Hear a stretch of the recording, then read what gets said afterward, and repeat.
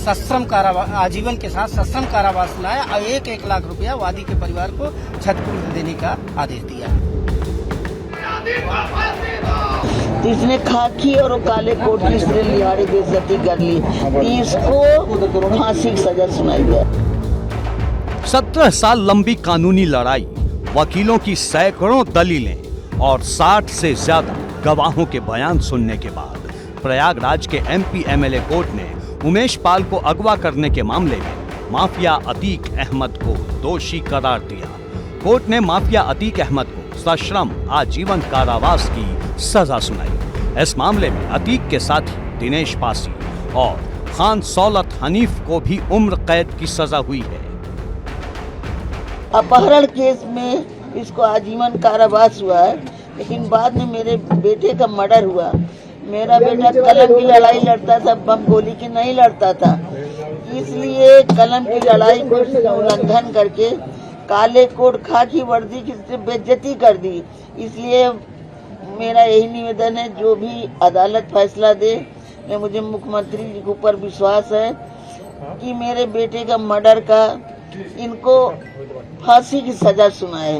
न्यायपालिका ने न्याय दिया है, मैं उनके न्याय का सम्मान करती हूँ, और लेकिन मैं इस मुख्यमंत्री जी से निवेदन करूंगी कि इन्हें चाहे जैसे भी हो, इनको कारावास दिया गया है, नहीं मिलते हैं, ये कारावास में भी घटना कर सकते हैं। इस वजह से मैं ये चाहूंगी कि मुख्यमंत्री जी इन्हें खत्म करें, चाहे जो जाए, ये नहीं रहना चाहिए, अशरफ अतीक अहमद नहीं रहना चाहिए, चाहे जैसे भी हो। माफिया अतीक अहमद की हनक का अंदाजा इसी से लगा सकते हैं कि उस पर 101 मामले दर्ज हैं, लेकिन पहली बार उसे किसी मामले में सजा सुनाई गई है। बाकी तमाम मामलों में किसी केस में ट्रायल चल रहा है तो किसी केस में ट्रायल तक शुरू नहीं हुआ। इस मामले में भी केस को लटकाने और भटकाने के लिए कई बार कोशिश की गई, लेकिन आखिरकार इस बार अतीक अपनी साजिश में नाकाम रहा। लेकिन जिन उमेश पाल ने इंसाफ के लिए लंबी लड़ाई लड़ी, वो अब इस दुनिया में नहीं है। उमेश पाल ने 5 जुलाई 2007 को खुद को अगवा करने की एफआईआर दर्ज करवाई थी। 23 दिसंबर 2009 को पुलिस ने कोर्ट में चार्जशीट दाखिल की। चार्जशीट के बाद कोर्ट में ट्रायल शुरू होने में 7 साल का वक्त लगा। 3 सितंबर 2016 को अदालत में ट्रायल की शुरुआत हुई। 1 मई 2019 को अभियोजन पक्ष की तरफ से कोर्ट को सभी सबूत उपलब्ध करा दिए गए। इसके बाद अतीक अहमद की ओर से 2 गवाहों की फिर से गवाही कराने की अर्जी दी गई। निचली अदालत के फैसले के खिलाफ 2 रिवीजन पिटीशन हाई कोर्ट में दाखिल की गई। हाई कोर्ट से याचिका खारिज होने पर अतीक ने इसे सुप्रीम कोर्ट में चुनौती दी। सुप्रीम कोर्ट ने अतीक की याचिका को खारिज कर दिया। इसके बाद सुप्रीम कोर्ट ने एमपी एमएलए कोर्ट को 6 हफ्ते में सुनवाई पूरी करने और फैसला सुनाने का निर्देश दिया, जिसके बाद ये मामला फैसले की लक्ष्मण रेखा तक पहुंचा।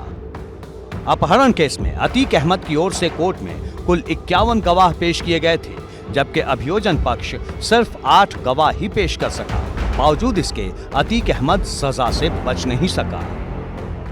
जब ये सारी गवाहियां हो गई तो इन्होंने अनगिनत जो है डिफेंस में गवाह प्रस्तुत करने के लिए तमाम प्रयत्न किए, लटकाने भटकाने का प्रयत्न किया। हाई कोर्ट और यहाँ की कोर्ट ने उस पर ऑब्जर्वेशन दिया कि आपने जो है अगर सही तथ्य रखने हैं तो 5 गवाह ही काफ़ी होते हैं, लेकिन इन्होंने 51 गवाह जो है अभियोजन के 8 गवाहों की तुलना में 51 गवाह इन्होंने अपने पक्ष में रखे। वो भी जो अपराधी किस्म के लोग थे, जिनकी क्रिमिनल हिस्ट्री थी, उनको रखा।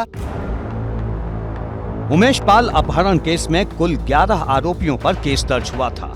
इनमें से 1 आरोपी की मौत हो चुकी है, जबकि 7 आरोपियों को कोर्ट ने बरी कर दिया। इनमें सबसे बड़ा नाम अतीक अहमद के भाई अशरफ का है।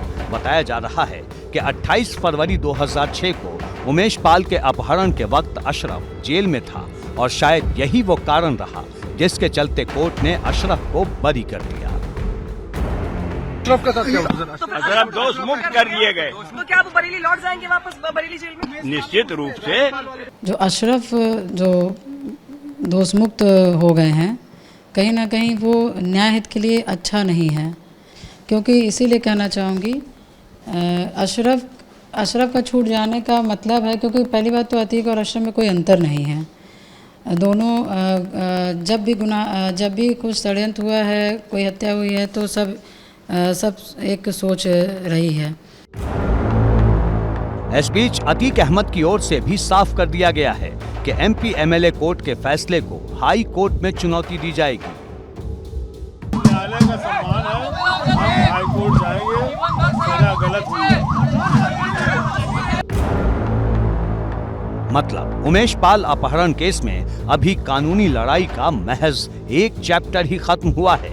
कानून के रास्ते पर आगे लंबी लड़ाई बाकी है। एबीपी गंगा के लिए प्रयागराज से विवेक त्रिपाठी के साथ मोहम्मद मोइन की रिपोर्ट।